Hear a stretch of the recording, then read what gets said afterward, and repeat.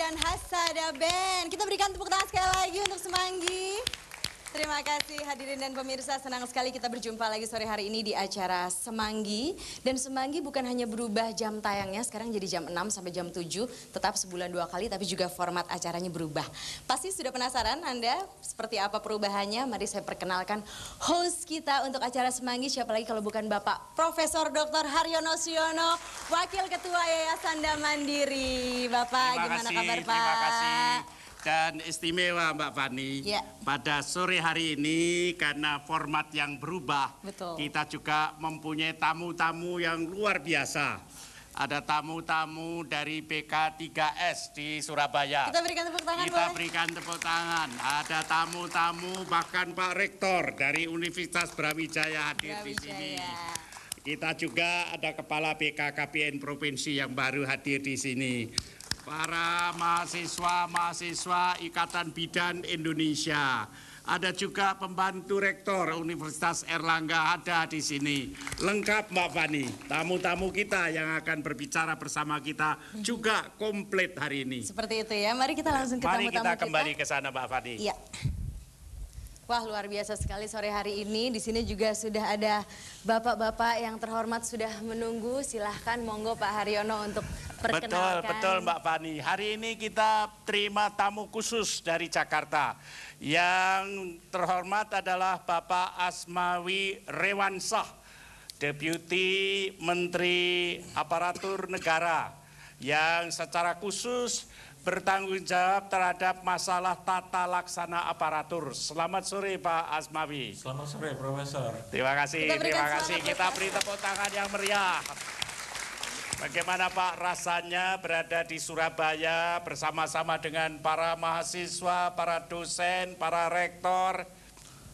Wah, terima sekali, saya terasa bangga sekali saya melihat saudara-saudara saya.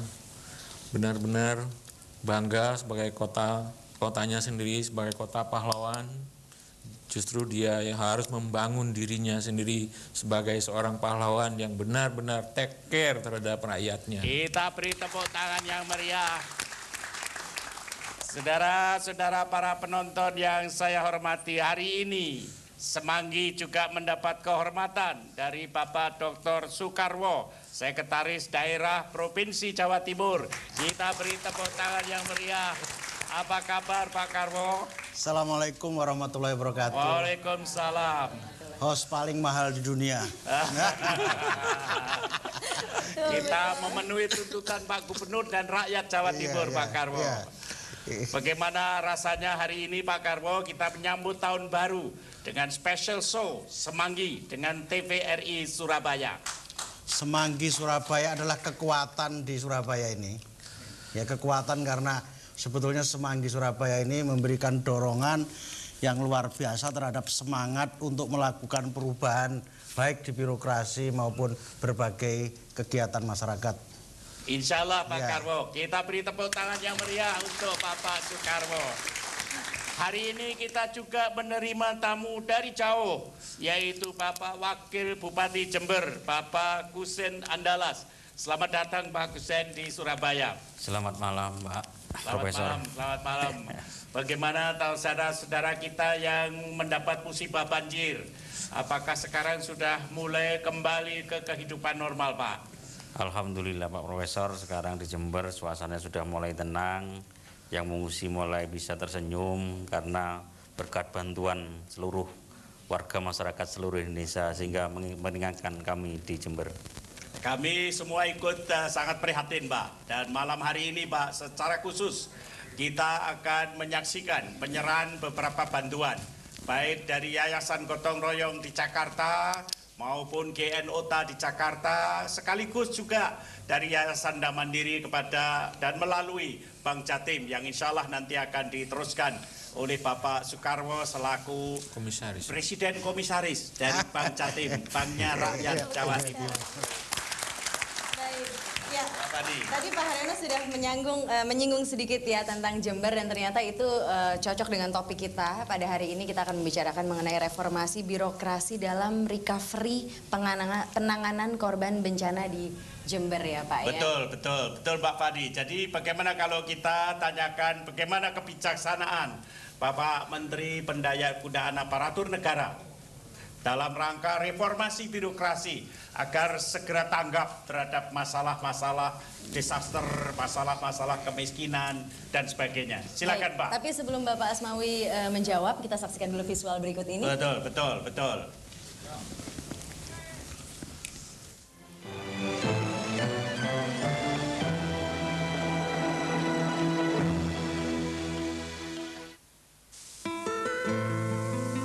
Awan duka menyelimuti masyarakat Jawa Timur, khususnya warga Kabupaten Jember.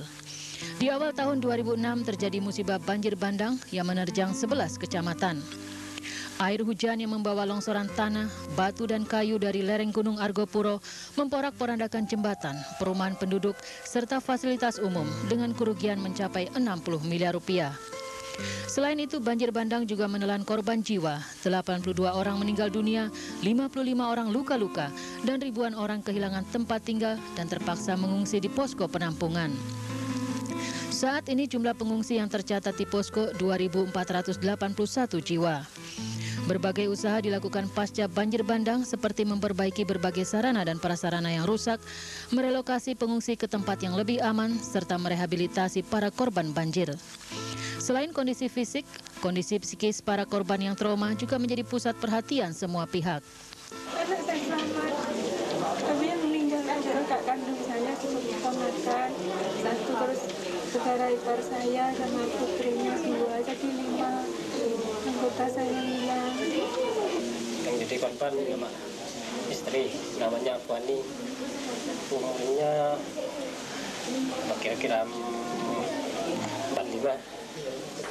Dari data yang ada, kondisi 1.333 pengungsi harus mendapatkan perhatian yang serius karena 44% pengungsi diindikasikan memiliki gangguan psikiatri seperti depresi dan rasa cemas yang berkepanjangan. Sementara ini sudah ditangani dengan obat-obatan psikofarmakologi dan beberapa penderita sudah bisa kembali ke penampungan. Selain trauma, para pengungsi saat ini juga menderita penyakit gatal-gatal, infeksi saluran pernafasan, dan diare.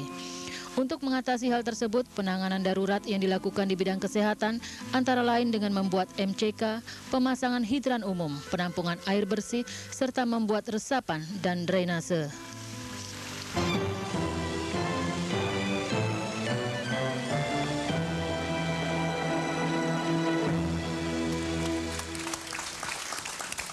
Asmawi, silakan. Baik, terima kasih Profesor. Memang kita harus mereformasi birokrasi kita. Karena selama ini kita salah persepsi. Sebenarnya tugas hakiki dari pemerintah itu adalah melayani rakyat. Melayani rakyat, memberdayakan rakyatnya. Nah, jangan terbalik. Seharusnya aparatur itu harus tanggap, cepat. Nah, memang idealnya bagaimana kita menjauhkan rakyat kita dari bencana, menjauhkan rakyat kita dari rumah sakit, menjauhkan rakyat kita dari segala macam. Ini memang harus aparaturnya harus take care betul. Harus aparatur yang betul-betul profesional, bisa memprediksi apa-apa perkiraan-perkiraan yang akan terjadi. Nah, dan siap, malapetaka kan susah kita mengelakkan kalau memang itu sudah terjadi. Nah, kalau sudah terjadi, mau tidak mau, gotong royong, total football. Aparatur Pemda Kabupaten Jember harus total football untuk menangani itu dulu. Tugas Anda melayani rakyat. Bagaimana paling tidak derita awal yang sekarang penyakit muncul, segala macam ini muncul. Itu harus prioritas dulu, rakyatnya diselamatkan dulu Pak. Yang harta belakangan baru kita nanti lihat kembali kesalahan-kesalahan apa, kita evaluasi kesalahan-kesalahan apa yang telah kita lakukan selama ini terhadap alam. Kita sudah tidak bersahabat dengan alam. Mungkin izin-izin yang selama ini yang nggak karuan-karuan itu dilihat lagi, kita evaluasi kenapa kok bisa seperti ini. Nah, itu harus kita take care, kita ambil alih. Itu tanggung jawab tetap pemerintah daerah. Pemerintah daerah sendiri tidak mungkin akan melaksanakan itu. Harus bersama-sama. Kembali lagi semua lapisan masyarakat, termasuk universitas juga. Itu harus ada turun semua, Mas. Termasuk penyuluhannya, penyuluh kita harus punya penyuluhan kesehatan, penyuluhan mengenai pendidikan segala harus turun, Mas. Paling tidak kita take care betul rakyat kita ini gitu loh. Kita selamatkan dulu dia. Baru nanti kita lihat kembali kalau sudah terjadi seperti ini. Saya kira itu polisi kita. Terima kasih. Kebijaksanaannya sudah jelas. Arahnya sudah jelas. Sasarannya adalah manusianya nomor 1. Kita mempunyai banyak harta, tetapi nyawa manusia itu yang terpenting. Manusianya yang menjadi titik sentral dari segala proses pemberdayaan. Bagaimana Pak Soekarwodi menerjemahkannya pada tingkat provinsi? Silakan Pak. Kalau kita melihat apa yang ada, menjadi empirik yang ada, memang idealisasi tadi menjadi bagian yang harus kita dekatkan dengan kenyataan yang ada. Memang PNS harus demikian peduli, ada awareness terhadap berbagai permasalahan yang ada, tetapi petanya seperti ini sejak tahun 98 memang benar itu harus dilakukan reformasi setelah pemerintahan otoriter. Tapi kelihatannya pada masa itu kemudian ada desorientasi manajemen yang tadinya mestinya menggerakkan masyarakat dengan fungsi birokrasi bisa dilakukan, tapi kelihatannya kemarin ini bukan kelihatannya, faktanya untuk menggerakkan organisasi sampai kelurahan sampai kecamatan ada kesulitan. Ada persepsi yang berlebih terhadap desentralisasi, terhadap otonomi ini. Sehingga instrumen-instrumen pemerintahan sulit digerakkan. Saya kira Prof. Aryono tahu persis, bahkan pencetus ide tentang bagaimana BKKBN dulu.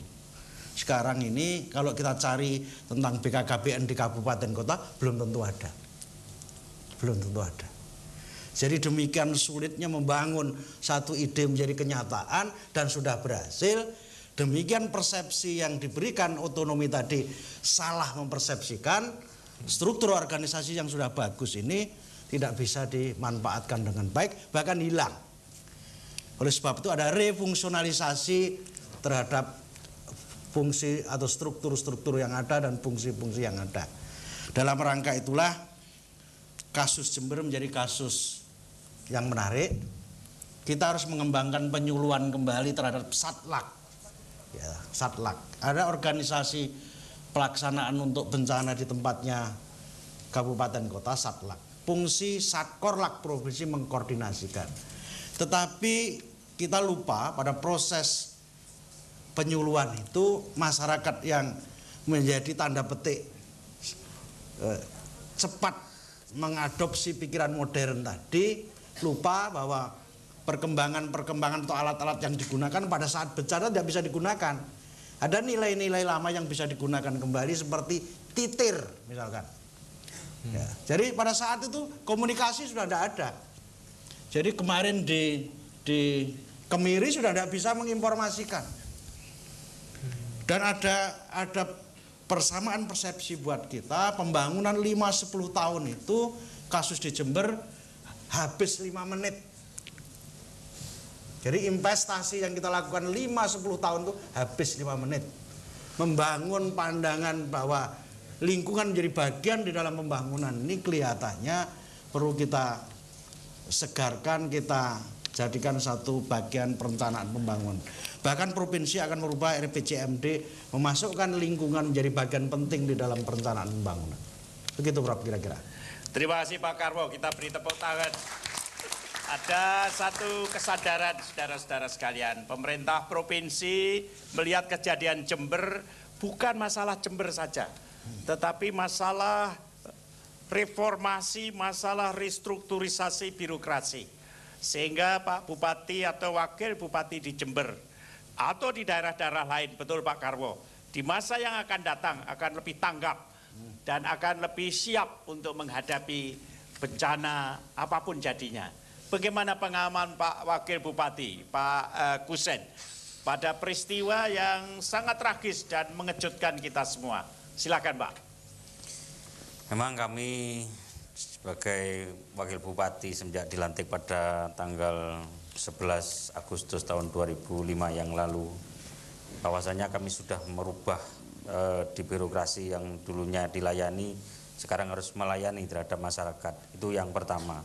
Yang kedua adalah kami mengembalikan pada fungsi sebagai pelayan masyarakat, jadi kembali kepada relnya sebagai birokrasi. Karena banyak kemarin di Kabupaten Jember ini sudah banyak menyimpang, sehingga yang pertama adalah sebagai pelayan, yang kedua mengembalikan kepada relnya sebagai pelayan publik. Dan kami sebetulnya di Kabupaten Jember itu sudah mengantisipasi mulai bulan Desember.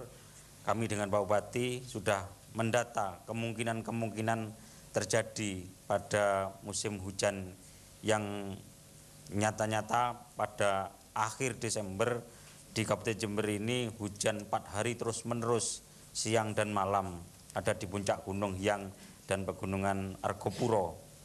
Sehingga dengan hujan yang terus-menerus ini yang akhirnya mengakibatkan banjir dan longsor ini membawa lumpur dan kayu sehingga menerjang desa Kemiri, Suci, dan sampai di Kecamatan Rabibuji, Balung, dan sampai ke hilir di Kecamatan Puger ke Laut Kidul itu Pak. Begitu gambaran yang sangat sporadis pada malam tanggal 1 malam, yaitu terjadi mulai ada banjir itu nampak mulai sore jam 8 itu sudah tampak air itu sudah naik, tetapi karena itu masih air sehingga masyarakat hanya mengungsi biasa. Kami tapi sudah aparat kabupaten kami langsung terjun pada waktu malam itu. Kami tidak berpikir bahwa itu ada banjir susulan sehingga pada jam 11-12 itu terjadilah banjir susulan yang pada waktu itu masyarakat dikira tidak ada banjir susulan, banyak yang kembali kepada rumahnya. Maka dengan yang sporadis itu mengakibatkan korban meninggal dunia dan juga luka-luka, dan semuanya di Kabupaten Jember ini pada waktu itu karena ketakutan dan trauma itu mencapai 8.000 yang mengungsi.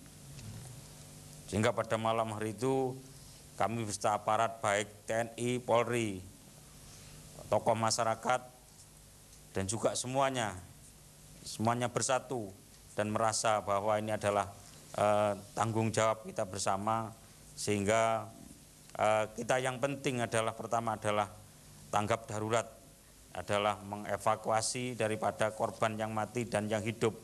Kita semuanya kita bawa ke tempat-tempat yang aman, dan selanjutnya juga kita mencari tempat pengungsian yang aman, karena terkadang masyarakat awam itu sebetulnya ada tempat yang dekat aman tetapi merepotkan kami, itu kadang minta yang jauh gitu ya. Jadi itu kadang minta yang jauhnya itu hampir dari tempat banjir itu ada 15 kilo ya.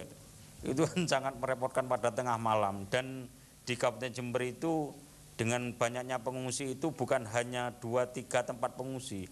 Pada waktu itu ada 36 tempat pengungsi. Maka dari itu sehingga pada waktu itu Bapak Bupati mengutus kepada saya untuk Satlak di Kabupaten Jember itu dipisahkan dengan kabupaten supaya penangannya lebih spesifik, sehingga kami ditunjuk sampai saat ini saya diprioritaskan untuk mengurusi tentang masalah banjir dan pengungsi ini supaya cepat kita atasi, sehingga pelayanan bisa transparan, sehingga yang bertanggung jawab jelas. Dan alhamdulillah pada saat ini kami sudah banyak dibantu oleh baik lembaga, personal, seluruh ada yang dari Jawa juga ada dari luar Jawa. Di Aceh. Bahkan dari Aceh sendiri juga membantu kepada kami karena merasa bahwa ini adalah rasa nasionalisme rasa apa namanya, kalau di Sumatera kemarin sakit, kalau di Jember juga ada musibah, itu merupakan sakitnya bangsa Indonesia. Mungkin itu. Baik, kira-kira seperti itu ya. Iya, Pak Haryono, sesaat lagi kita akan memberikan kesempatan untuk pemirsa di rumah juga hadirin di studio untuk ikut berbincang-bincang, berinteraktif bersama kita di sini. Tentunya di topik kita pada hari ini yaitu reformasi birokrasi dalam recovery penanganan korban Jember. Tapi sebelumnya kita saksikan kembali visual berikut ini.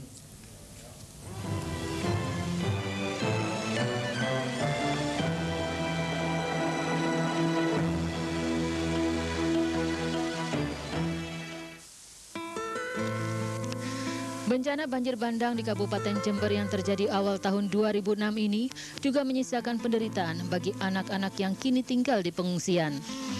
Lebih kurang 300 anak-anak terpaksa bersekolah seadanya karena 16 gedung sekolah mulai taman kanak-kanak, sekolah dasar, sekolah menengah pertama, dan SMK rusak berat.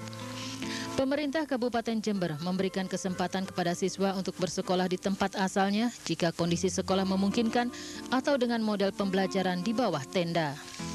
Sekolah saya kena banjir, tapi saya masih bisa sekolah di tenda. Terima kasih atas bantuan dari para penyumbang. Alhamdulillah masih bisa belajar, walaupun di tenda. Perhatian pemerintah dan masyarakat memang sangat diperlukan untuk kelangsungan pendidikan anak-anak yang saat ini menanggung beban psikologis yang berat dan trauma akibat banjir bandang. Kita memulihkan kembali karena anak-anak itu masih trauma. Caranya itu kita pendekatan dulu, kemudian kita ajak anak itu bermain, kemudian kita beri pelajaran yang sekiranya anak itu senang, kreatif, dan menyenangkan bagi anak-anak sekolah. Yang perlu kita segera lakukan yaitu merehab beberapa lembaga sekolah yang terkena dampak langsung banjir, bahkan kita akan segera merencanakan untuk relokasi. Perbaikan dan pembangunan sarana pendidikan yang akan dilakukan antara lain di Kecamatan Panti, Rambi Puji, dan Sukorambi. Di Kecamatan Panti akan dibangun kembali Sekolah Dasar Negeri Kemiri 2, Pakis 4, Sekolah Dasar Panti 1 dan 3, sementara di Rambi Puji selain pembangunan SDN Nogosari 1, juga dilakukan perbaikan dan pembersihan di SDN Kaliwining, Curah Malang, Rambi Puji, Rambi Gundam, serta TK, Madrasah Ibtidaiyah, dan Madrasah Sanawiyah.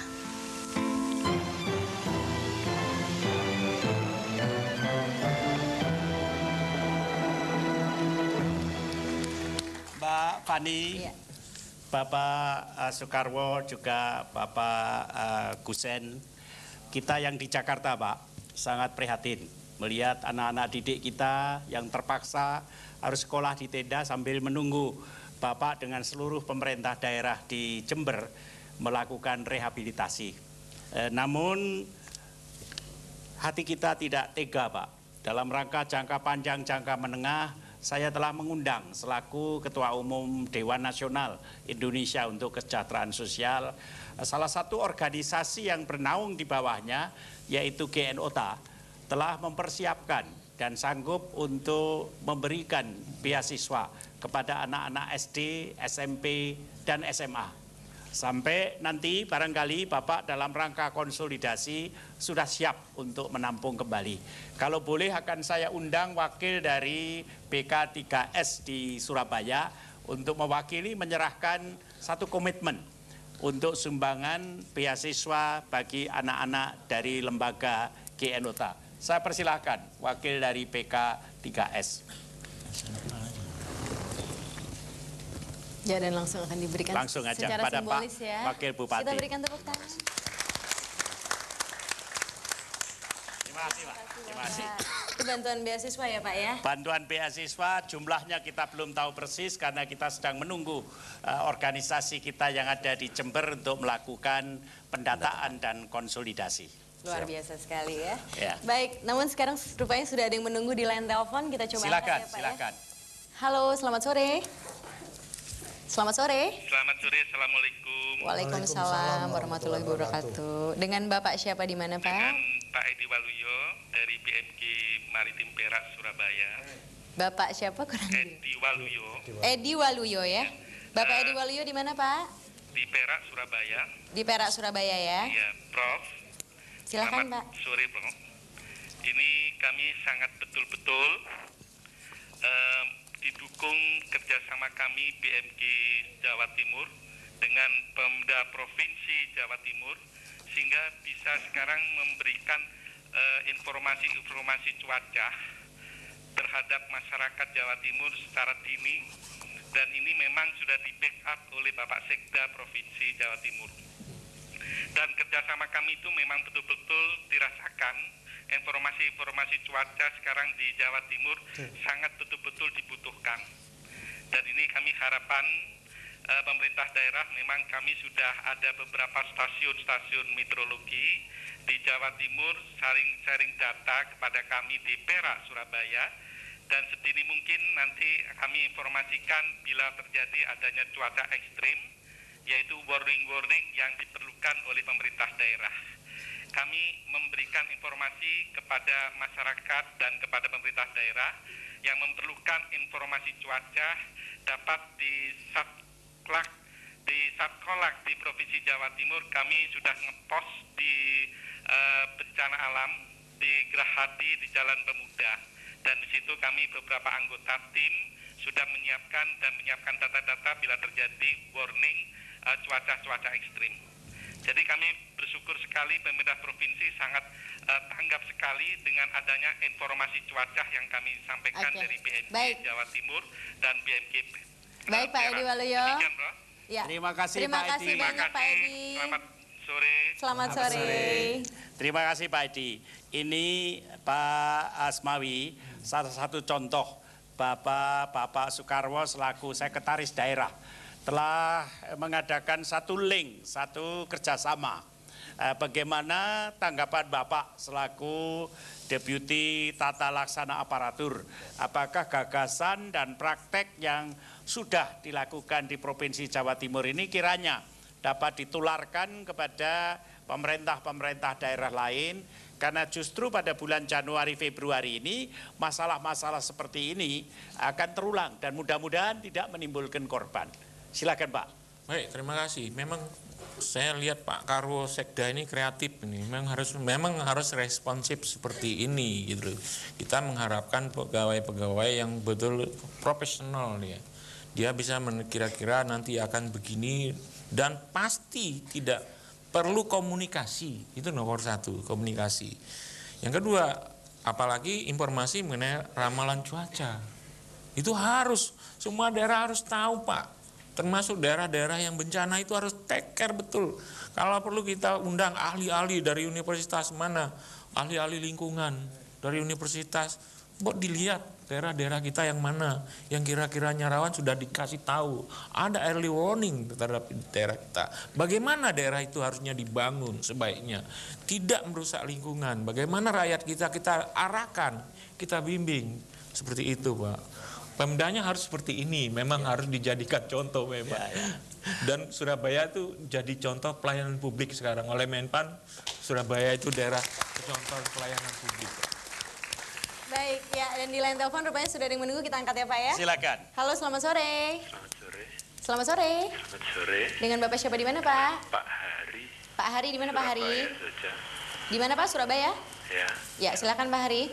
Saya ingin bertanya kepada Bapak Bupati atau Wakil Bupati, ya. Apa rencana Bapak untuk mengembalikan agar bagian atas dari gunung yang tidak mampu menahan air, ya, Gunung Argopuro yang tidak mampu menahan air agar dapat mampu menahan lagi. Itu saja. Rencananya apa? Tahun pertama apa, tahun kedua apa, tahun ketiga apa, tahun keempat apa. Terima kasih. Baik, itu saja. Terima kasih Pak Hari. Barangkali Bapak Sekda lebih dulu, kemudian nanti Pak Wakil Bupati. Silakan Pak Karwo. Terima kasih Prof. Jadi setelah penyuluhan itu ada pencegahan yang kita lakukan ini. Kita minta untuk di foto udara seluruh Jawa Timur. Tapi sebetulnya kasusnya mulai Banten sampai NTT ini. Ada awan gelap sipi yang dekam di pegunungan-pegunungan dataran tinggi itu. Itu Di tengahnya minus 40 derajat Celcius, sudah es. Jadi kasus di tempatnya Pak Kusen Andalas ini biasanya 32 mm per hari, 178 mm pada saat banjir. 178. Ini 6 kali lipat dari biasanya. Jadi Jawa Timur ini kondisinya, sebetulnya Banten sampai NTT, kondisinya semua berat, semua di pegunungan tinggi, di dataran tinggi, Malang, Probolinggo, Pasuruan, Situbondo, Bontowoso, Gunung Kelut, Sedudo, Nganjuk, dan seterusnya itu pada posisi yang sudah kita berikan bagaimana penyuluhan dan pencegahan. Sudah kita latih satlaknya, sudah tidak harus mengandungkan titir terus untuk bencana. Jadi ada beberapa hal yang sudah kita lakukan, dan bulan September yang lalu ada pelatihan tentang bencana itu. Jadi bulan September. Karena ternyata bencana itu jadi rutin, bukan bencana lagi. Jadi program rutin tentang bencana. Oleh sebab itu kami mengusulkan dinas bencana. Ya. Karena rutin. Ya. Pak Karwo, barangkali kalau kita lihat persiapan-persiapan yang dilakukan, tidak saja dalam rangka mengatur lingkungannya, tetapi Bapak menyebut secara khusus institusi dan manusianya. Betul. Apakah Bapak bisa juga tambahkan kepada para penonton kita, bagaimana Bapak menyiapkan daerah manusia-manusia, keluarga-keluarga di daerah bencana? Ya. Silakan Pak. Jadi kemarin itu salah satunya tidak pekanya terhadap bencana. Jadi sebetulnya sudah ada tanda-tanda bahwa ini ada bencana.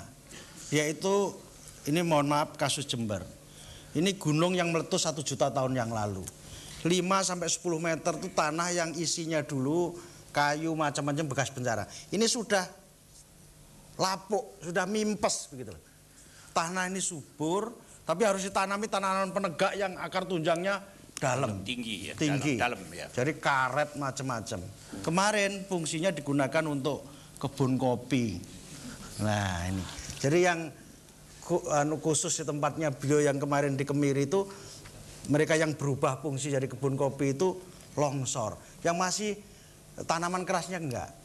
Tapi di sebelah sana saya kurang tahu persis. Mungkin kemarin kan rame 98 sampai tahun 99. Ada semacam instruksi tebang itu. Ya. Kan ada instruksi tebang kemarin itu. Pak Kusen, dalam prakteknya di Kabupaten Jember, terutama di desa-desa di daerah pegunungan yang kemudian disebut oleh Pak Karwo tadi, tanamannya kemudian ada instruksi tebang, apakah rencana jangka panjang, jangka menengahnya itu juga ke arah ke situ atau bagaimana? Ya. Jangka pendeknya karena curah hujan masih sangat tinggi menurut Departemen Meteorologi dan Geofisika yang tiap hari diinformasikan di Kabupaten Jember. Maka hal yang mudah saya sosialisasikan kepada masyarakat bahwa kalau ada hujan 1 hari tidak terang supaya mengungsi. Itu yang pertama.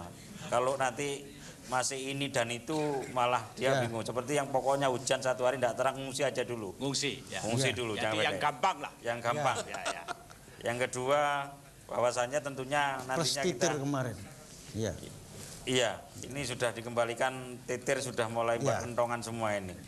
Karena di Kabupaten Jember ini ada di Kecamatan Sukorambi juga ada tanah yang turun 1 meter, Pak. 1 meter, dan ini sudah dicilit dengan lemah lempung, ditutupi sama plastik. Kami menghimbau di bawahnya itu sudah mengungsi 400 orang. Jika kami supaya mau kembali silahkan, tetapi kalau ada hujan turun supaya langsung mengungsi. Yang kedua ada yang tanah anjlok itu di Kecamatan Mumbulsari juga anjlok. Jadi di Kabupaten Jember ini kebetulan musibahnya merata, Pak. Yang ketiga kami juga sudah menginstruksikan pada Dinas Kehutanan sudah mulai merencanakan penghijauan kembali karena kami belum sampai ke hutan lindung. Hutan lindung itu ternyata juga tidak menampung air sehingga gerojokan itu yang gerojok kepada hutan produksi yang akhirnya membawa lumpur itu. Maka dari itu mungkin ke depan harus kita penghijauannya tidak sekaligus bisa terus tumbuh besar sehingga kita harus tetap kentongan dan kitir itu yang kita lakukan mungkin sampai jangka kurang lebihnya 5 tambahan, tahun Prof. gitu, Pak. Ada tambahan buat beliaunya. Kita sudah kerjasama dengan IAGI dan BMG Universitas Jember juga pemetaan nasional. Jadi seluruh kondisi gunung-gunung di Jawa Timur itu 9 tempat ada dislokasi, ada anjlok tanahnya, anjlok. Ya. Itu 9 tempat. Ya. Yaitu. Tentunya banjir itu akan melanda tidak saja persawahan, tetapi juga tempat permukiman dan tempat usaha. Barangkali Bapak bisa cerita usaha-usaha rakyat yang hampir punah lah kena banjir itu. Apa saja kiranya? Kita memprioritaskan yang pertama tempat-tempat vital adalah pasar ini, pasar, sekolahan, dan juga akhirnya nanti terutama jalan-jalan yang putus. Sehingga alhamdulillah sampai saat ini jalan-jalan yang putus sudah hampir 60% sudah bisa dilewati. Pasar-pasarnya sudah hidup kembali. Pasar kita rencanakan dalam minggu ini sudah bisa beroperasi. Pedagang-pedagangnya akan kembali. Akan kembali, Pak, karena mereka tidak mau dipindahkan pasarnya walaupun habis gitu. Begini Pak Gusen, di Jakarta kita telah mencoba untuk membantu jangka menengah dan jangka panjang. Alhamdulillah Yayasan Gotong Royong pada malam hari ini juga hadir. Ingin menyerahkan sumbangan kepada Bapak Bupati, Bapak Wakil Bupati, tetapi bukan untuk rescue hari ini, tetapi untuk membantu pedagang-pedagang kecil di pasar dalam rangka mengembalikan kemampuannya untuk berusaha. Dana yang akan disumbangkan besarnya sementara hanya 60 juta. Tetapi karena dana ini bukan untuk diberikan sebagai charity, tetapi karena di sini ada katakanlah komisaris utama bank, kita akan gali dana bank itu lebih besar lagi. Jadi pedagang-pedagang kecil Bapak yang mikro, yang jualannya cuma kecil, melico apa-apa namanya, melico. Itu akan diberi kesempatan untuk pinjam pada Bank BPD Jawa Timur. Tetapi nanti Bapak kami mohon ada yang mungkin perlu disubsidi bunganya. Ada subsidinya 3 bulan, ada subsidinya 6 bulan, ada yang parah sekali subsidinya 1 tahun. Itu bunga subsidi akan disumbang oleh Yayasan Gotong Royong, dititipkan pada Jam Jatim melalui Bapak Bupati.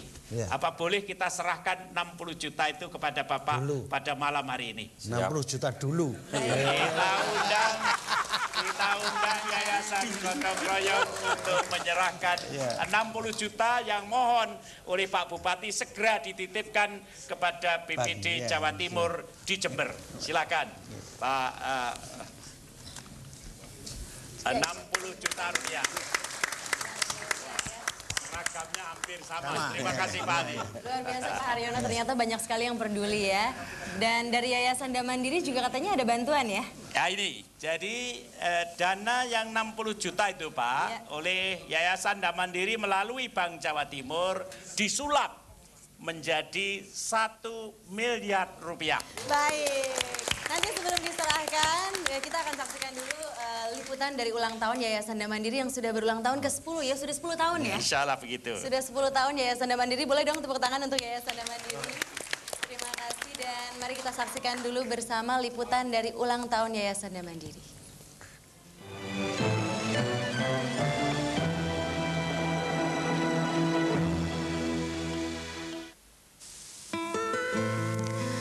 Saudara, kesedihan yang sangat mendalam dirasakan oleh warga Kabupaten Jember atas musibah banjir bandang awal tahun ini. Keprihatinan ini mendorong berbagai pihak untuk membantu memulihkan kondisi Kabupaten Jember, khususnya di 11 kecamatan yang tertimpa bencana. Salah satunya adalah Yayasan Damandiri yang memang sejak awal didirikan memiliki visi dan misi yang jelas untuk bersama dan membantu pemerintah meningkatkan upaya pemberdayaan manusia dan keluarga agar menjadi sumber daya manusia yang bermutu, unggul, bermartabat, siap bekerja keras, membangun diri, keluarga dan bangsa. Di usianya yang menginjak 10 tahun, Yayasan Damandiri menggelar berbagai program pro keluarga kurang mampu, terutama di bidang kesehatan dan keluarga berencana, pendidikan, dan wirausaha atau koperasi. Yayasan ini juga bekerja sama dengan Lembaga Indonesia untuk Pengembangan Manusia, LIPM UNER Surabaya, IPB, serta perguruan tinggi lainnya dengan membangun sekolah unggul di samping himpunan pandu dan pramuka Wreda. Kepedulian Yayasan Damandiri terhadap sesama khususnya warga kurang mampu juga ditunjukkan dengan memberikan bantuan kepada pemerintah Kabupaten Jember yang diserahkan minggu lalu di Jakarta kepada Kepala Dinas Koperasi dan UKM Kabupaten Jember Mirvano sebesar 1 miliar rupiah. Selain dari Yayasan Damandiri juga diserahkan bantuan dari Yayasan Gotong Royong dan Lembaga GNOTA. Selain memberikan bantuan kepada Pemda Kabupaten Jember, pada kesempatan yang sama juga diserahkan berbagai penghargaan, antara lain kepada pelaku usaha mikro, kecil, dan menengah, serta mahasiswa yang memiliki gagasan cemerlang dalam meningkatkan sumber daya manusia.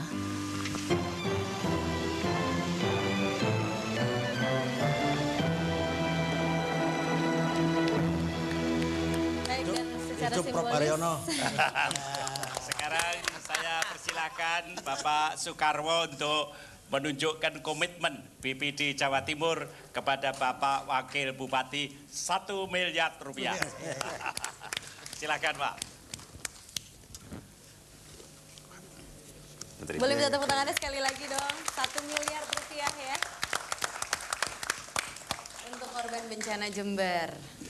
Luar Jadi biasa. secara teoritis tadi pagi telah saya runding dengan Bapak Soekarwo dan juga Direktur Utama. Dana 1 miliar sekarang telah tersedia pada Bank Jatim. Para pedagang kecil, pedagang mikro di Kabupaten Jember yang terkena musibah atau menolong mereka yang terkena musibah menjadi karyawannya, menjadi pegawainya, dapat meminjam kepada Bank Jatim atas tunjuk dari Pak Bupati dengan bunga spesial. Karena bunganya dibayar dari dana 60 juta rupiah tadi. Jadi ada yang mungkin perlu rehabilitasi 3 bulan, ada yang mungkin perlu rehabilitasi 6 bulan, bunganya dibayar. Tetapi kalau tidak perlu apa-apa, sekedar pinjaman, di BCI oleh Pak Karwo, dana Bank Jatim itu lebih dari 1 miliar Pak. Kita beri tepuk tangan untuk Bank Jatim. Baik, dan mungkin ada hadirin yang ada di studio yang ingin bergabung. Kami persilahkan, kalau tadi pemirsa di rumah sudah kita persilahkan, sekarang yang ada di studio nih, dari tadi belum ada nih. Silahkan Bapak. Dengan Bapak siapa, dari mana Pak? Terima kasih, saya Pranyoto, Kepala BKKBN Provinsi Jawa Timur, baru 5 hari. Dan kami kebetulan memang bersyukur dapat berangkat sama-sama Ibu Ma'ruf dan Ibu Imam Utomo ke Jember. Dari pengamatan tadi kelihatan bahwa masyarakat itu kalau tidak diajak, tidak diarah-arahkan, ya semau-maunya dibawa ke pengungsi sini maunya pindah yang jauh 15 kilo.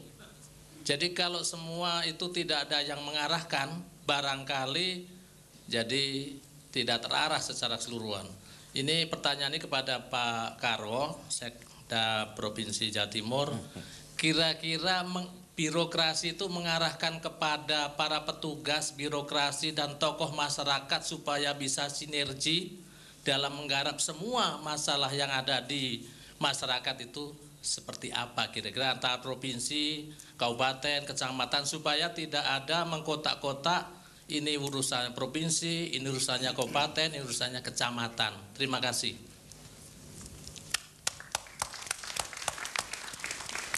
Silakan Pak Karwo.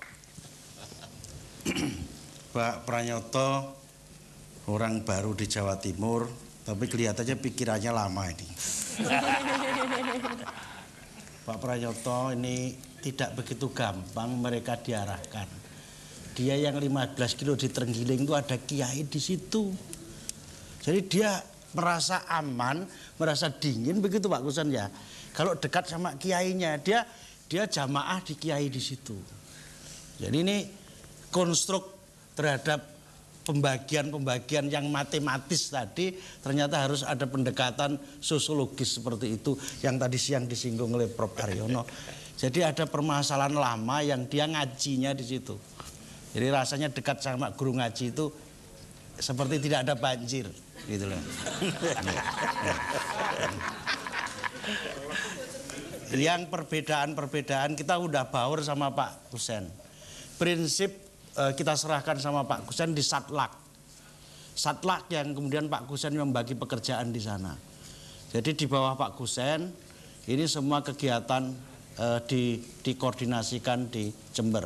Jadi tidak bisa provinsi masuk di sana atas nama tanda petik begitu atasannya ngatur sendiri, nggak boleh. Begitu masuk teritori Jember, Kusen Andalas Wakil Bupati pemimpin besarnya. Ya, gitu Pak Kusen ya. Ya mantuknya sudah 2 kali ini. Ya. Silakan Pak Kusen, mungkin merespon. Ya. Jadi setelah para pengungsi itu mengungsi seenaknya sendiri, kami akhirnya juga mulai memilah-milah siapa sih yang sebetulnya yang harus dibantu, siapa sih sebetulnya yang rumahnya rusak itu, dan mana yang memang tanahnya itu habis kena tanda banjir. Sehingga mulai saat ini kami sudah menyadarkan kembali untuk kembali ke rumah-rumahnya masing-masing yang memang rumahnya bisa ditempati. Alhamdulillah Pak Profesor sekarang ini sudah turun kurang lebih 2.000 lebih sekarang yang mengungsi. Jadi yang betul-betul memang pengungsi beneran gitu ya. Jadi dengan memang dalam musibah banjir ini ternyata banyak persoalan-persoalan. Ternyata di pengungsian juga banyak persoalan. Ada yang memang sekedar numpang hidup juga ada, gitu ya. Mumpung ada gratisan gitu ya. Ada ya, gratis. Memang ada. Jadi macam-macam lah. Tapi insya Allah kami selalu mendata sehingga kalau ada pendataan jumlahnya itu selalu naik turun ini ya karena persoalan manusia itu macam-macam gitu ya karakternya gitu Pak. Terima kasih. Bapak Sekda, Bapak Deputi Menteri, Pak Wakil Bupati, pada sore hari ini kita sungguh beruntung tidak saja mendapatkan arahan kebijaksanaan maupun tatanan pada tingkat provinsi, tetapi juga mendengar langsung dari Wakil Bupati yang kebetulan menjadi komandan dari penyelesaian masalah banjir di Jember. Ada kelihatan satu persoalan yang menarik. Masyarakat kita dan pemerintah berada dalam satu transisi. Transisi dari sentralisasi menjadi desentralisasi. Transisi dari rakyat yang diarahkan menjadi rakyat yang mandiri, yang harus diberdayakan. Oleh karena itu Pak Sekda pada hari ini hadir rektor dari Unibra, rektor dari Universitas Erlangga, pimpinan Lembaga Indonesia untuk Pemberdayaan Manusia. Saya ingin mengundang para rektor dan pemerintah daerah untuk memberi kesempatan kepada para mahasiswa untuk menulis tesis, menulis disertasi. Bagaimana sebenarnya tatanan masa transisi dan masa depan di mana demokratisasi dalam bidang sosial kemanusiaan itu dapat diwujudkan, dapat ditata, dan dapat diayomi oleh pemerintah yang menjadi fasilitator dari gerakan yang maha besar. Untuk tesis, disertasi yang memenuhi syarat, insya Allah nanti akan kita usahakan bantuan biaya-biaya penelitian maupun biaya penulisan disertasi. Agar supaya Bapak Deputi Menteri maupun Bapak Sekda dan Pak Bupati tidak berada di dalam kegelapan, tidak mencari-cari di mana tombol listriknya. Para sarjana S1, S2, dan S3 memberikan kecerahan, dan kecerahan ini insya Allah akan membantu pemberdayaan dan masa depan yang lebih sejahtera. Terima kasih atas kedatangannya, juga kepada para penonton di studio maupun para penelpon dari daerah-daerah. Mbak Fani. Baik, akhirnya sampai juga kita di penghujung acara dan luar biasa sekali pembicaraan kita di hari ini. Dan jangan lupa saksikan lagi program Semanggi 2 minggu dari sekarang pada jam yang sama dari jam 6 sampai dengan jam 7 malam tentunya hanya di TVRI Jawa Timur. Akhirnya saya Fani Sutrisna beserta seluruh kerabat kerja yang bertugas. Saya Haryono Suyono, co-host ada. Baik Pak Haryono mengucapkan terima Pak kasih. Fadi. Selamat malam. Dan Sampai ketemu jumpa. 2 minggu yang akan datang. Baik, dan kita beri tepuk tangan untuk penyanyi kita yang cantik dengan lagunya Hijau.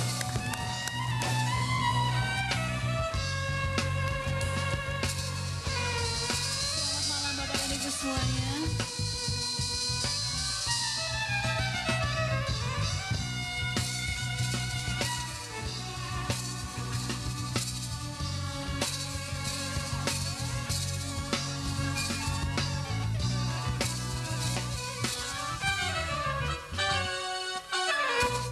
Rambut bila bersanding hijau, beras tak sama putih.